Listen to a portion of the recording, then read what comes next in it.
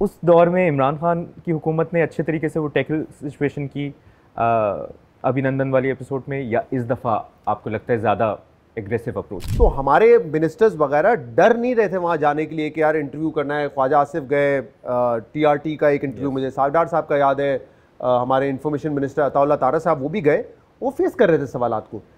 India के जो counter part थे, चाहे वजीर खारजा हो, उनके अमित शाह साहब हो, इंटीरियर मिनिस्टर, वो अपने मीडिया पे भी नहीं जा रहे थे। इंटरनेशनल मीडिया तो दूर की बात। 2019 में हाँ। बानी पीटीआई चेयरमैन इमरान खान ने, वजीर आजम थे उस वक्त, कहा कि तो क्या करूं, भारत पे हमला कर दूं, ये हुआ था।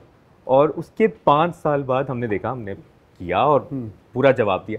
क्या उस वक्त हम उस तरह केपेबल नहीं थे, या इमरान खान साहब डिफेंसिव मोड में थे? अच्छा, मैं अगर आपको कहूँ ना, ये उस वक्त का शॉट है ही नहीं। ये इमरान खान ने कहा था जब आर्टिकल 370 एब्रोगेट किया था इंडिया ने, और उस वक्त पार्लियामेंट में बहस हो रही थी, उस वक्त इमरान खान ने कहा था कि क्या मैं हमला कर दूं वहाँ पर, क्योंकि जब ऑपोजिशन प्रेशर बिल्ड कर रही थी।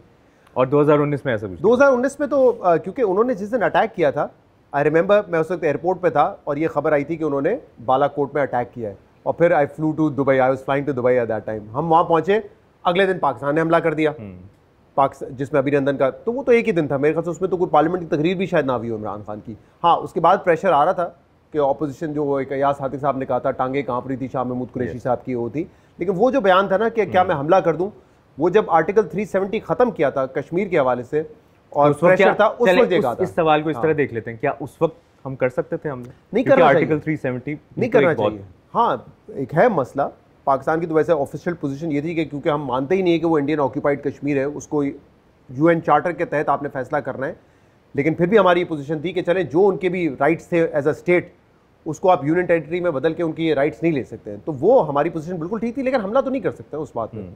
और बीइंग अ हम यही कर जर्नलिस्ट सकते थे, हमने कश्मीर हाईवे का नाम चेंज किया श्रीनगर हाईवे। आप तो 10 साल बाद आए, वो सड़क से जाइएगा उसको, वो कश्मीर हाईवे होती थी, हमने उसको नाम चेंज कर श्रीनगर हाईवे बना के उस पर कब्जा कर लिया हमने।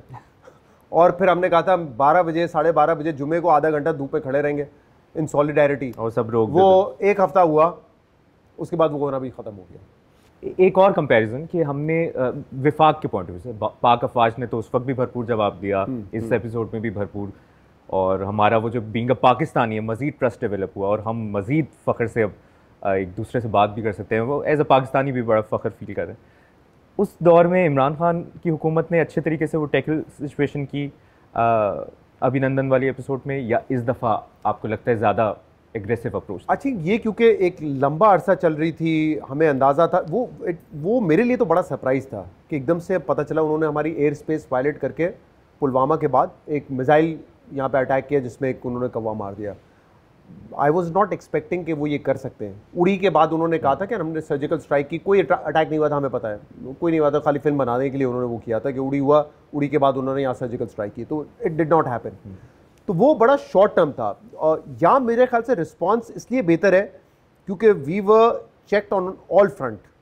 यस, एयरफोर्स ऑल्सो, फिर इसके बाद जो हमारे फतेह 1 फतेह 2 हमने इस्तेमाल किए उनकी एयर बेसिस को हमला करने के लिए, तो आई थिंक ये मेरे ख्याल से उस लिहाज से बहुत ज़्यादा बेहतर था। दूसरा, मेरे ख्याल से हमारे वुज़रा उन्होंने ये बड़ा अच्छा काम किया कि इंटरनेशनल मीडिया पे यल्दा हकीम जैसे एंकर्स के सामने उन्होंने इंटरव्यूज़ दिए जाकर, जिनका हमें पता है कि टिल्ट कोई पाकिस्तान की तरफ नहीं है, लेकिन दूसरी तरफ इंडियन काउंटर पार्ट्स आ ही नहीं रहते। तो जो हमारे पास, जैसे मैंने कहा ना, हमारे पास जो स्टोरी थी बताने के लिए, उसमें ज़्यादा सच्चाई भी थी और वो स्टोरी हमने बताई भी। तो हमारे मिनिस्टर्स वगैरह डर नहीं रहे थे वहाँ जाने के लिए कि यार इंटरव्यू करना है। ख्वाजा आसिफ गए, टीआरटी का एक इंटरव्यू मुझे सागडार साहब का याद है, हमारे इंफॉर्मेशन मिनिस्टर अताउल्लाह तारा साहब वो भी गए, वो फेस कर रहे थे सवालात को। इंडिया के जो काउंटर पार्ट थे, चाहे वजीर खारजा हो, उनके अमित शाह साहब हो, इंटीरियर मिनिस्टर, वो अपने मीडिया पे भी नहीं जा रहे थे। इंटरनेशनल मीडिया तो दूर की बात, वो वहाँ पे भी नहीं जा रहे थे। मैंने एक अपने वजीर से कहा भी, मैंने कहा जब आपसे ये सवाल करते हैं फॉरेन एंकर्स वगैरह, इनसे कहें जरा इंडियन काउंटर पार्ट्स को भी तो लेना, वो नहीं आएंगे, कहीं नजर नहीं आए, कहीं दूर दूर तक नहीं आए, वो अपने मीडिया पे भी नहीं आके जवाब दे रहे थे।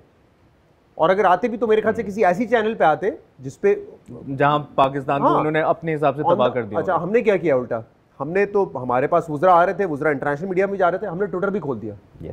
अब ट्विटर आपको पता है, मुझे पता है क्यों बंद किया था हमने, क्योंकि जो क्रिटिसिज्म हो रहा था इस गवर्नमेंट पे, गवर्नमेंट नहीं चाहती थी कि वो वॉइसेस जो है इतनी ज़्यादा फैले, उन्होंने ट्विटर बंद कर दिया।